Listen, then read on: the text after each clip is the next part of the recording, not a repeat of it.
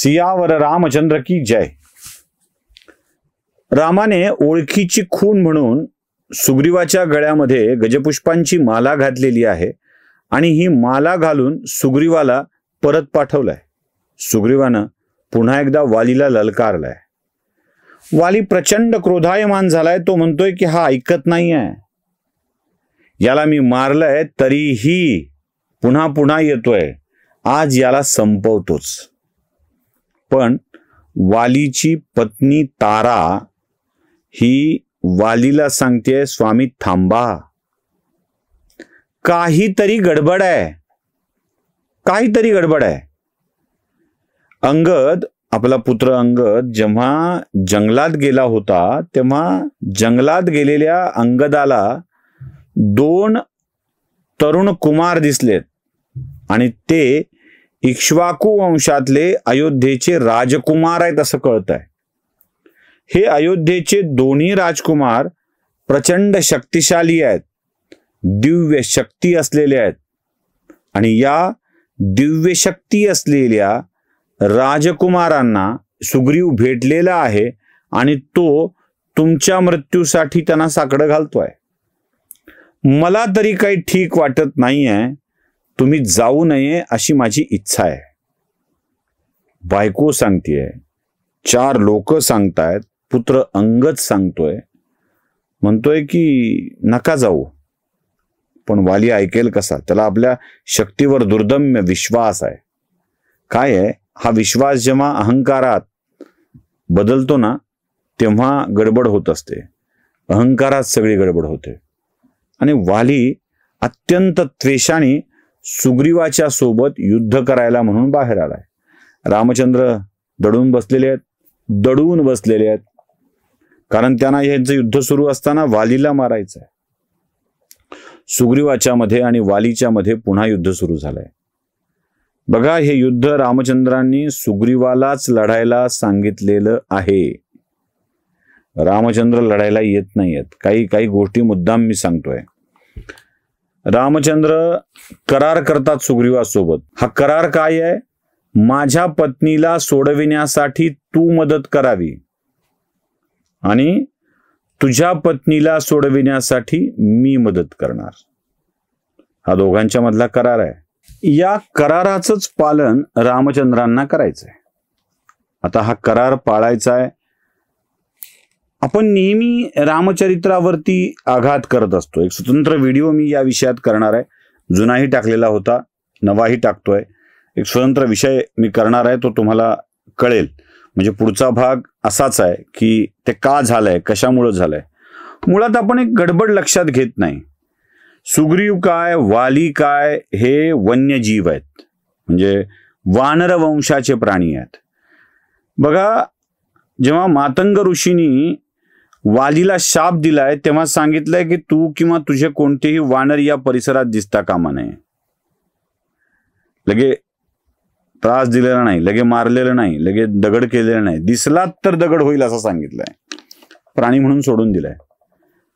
जेव्हा वन्य प्राणी हिंस्त्र होतो तेव्हा आपण त्याला कसे मारतो? वाघ गावात घुसला, चित्ता गावात घुसला, बिबट्या गावात घुसला, कसं मारलं जातं? त्याला मारलं जातं का? नाही, त्याला जाळ्यात पकडलं जातं, पिंजऱ्यात पकडलं जातं आणि मग त्याला जंगलात नेऊन सोडलं जातं। त्याला काबूत ठेवायचं असेल, ताब्यात ठेवायचं असेल तर त्या पद्धतीने वागलं पाहिजे। सगळेच माणसांचे नियम प्राण्यांना लागू होत नाहीत, त्यामुळं लपून का या असा प्रश्न विचारायचा नसतो। यावर सविस्तर व्हिडिओ मी तुम्हाला उद्याच्या भागामध्ये देणार आहे। या कराराचं पालन करायचं आहे म्हणून रामचंद्र लढत नाहीयेत, वाली लढतोय। आणि या सगळ्या प्रश्नाची उत्तर रामचंद्रांनी वालीला नंतर दिलेली आहेत। म्हणजे काही दिलं नाही असं नाही, तेही मी तुम्हाला सांगणार आहे। वाली लढतोय। खरं तर वालीच्या प्रत्येक वाराला झेलण्याची शक्ती सुग्रीवाच्या मध्ये नाही आहे, पण तरीही आपल्या सोबत राम आहेत याची जाणीवच सुग्रीवाला सशक्त करते, ते वार झेलण्याची शक्ती देते।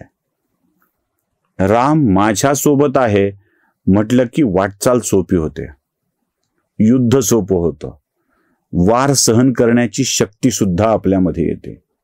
हे घडलं पाहिजे, असं झालं पाहिजे, तर आणि तरच आपण जिंकू शकतो. नुसतं सगळं रामाने करावं असं नाही, मला युद्ध तर करावं लागेल ना.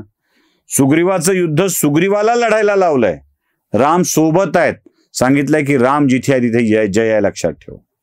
आणि मग सुग्रीव जीवाच्या आकांताने वाली सोबत युद्ध करतोय. आता गळ्यात गजपुष्पांची माळ असल्यामुळे रामाला सुग्रीव कोण आणि वाली कोण हे ओळखणं खूप सोपं झालंय. आणि या सगळ्यामध्ये म्हणजे आता आपण बघतो वस्त्राचे रंग असतात, गदेचा रंग असतो, मुकुट वेगळा असतो, हे सगळं चित्रपटात बघतो. पण त्यावेळेला ते तसं असेल का? दोघांची रूपं इतकी सारखी आहेत की कळत नाही, म्हणून ती गजपुष्पांची माळ आहे. याचा अर्थ एक आहे की वाली आणि सुग्रीवांच्या सगळ्याच गोष्टी खूप सारख्या आहेत. आणि ती माळ गळ्यात घातल्यामुळे रामचंद्रांना कळतंय. आणि एक नेमका प्रसंग आला की रामबाण येतो आणि तो रामबाण वालीच्या हृदयाचा ठाव घेतो.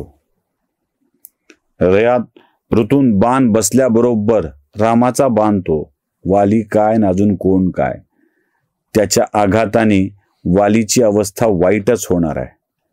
आणि वाली अक्षरशः जखमी अवस्थेत पडतोय, जखमी अवस्थेत.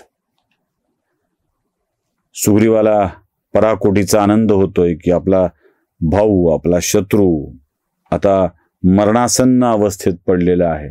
पण दुःखही असतं की आपला भाऊ मरणासन्न अवस्थेत पडलेला आहे. काय करायचं, कसं करायचं?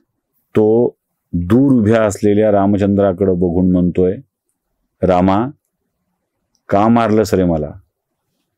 तू इक्ष्वाकू वंशातला राम आहेस म्हणे, तुझ्या वंशात तर असं मारणं नव्हतं ना, तू का मारावंस मला? लपून छपून का मारावंस? तुझ्या प्रतिष्ठेला हे शोभत नाही. वालीनी विचारलेला प्रश्न आजही आपण रामचरित्रावर डाग म्हणून बघत असतो.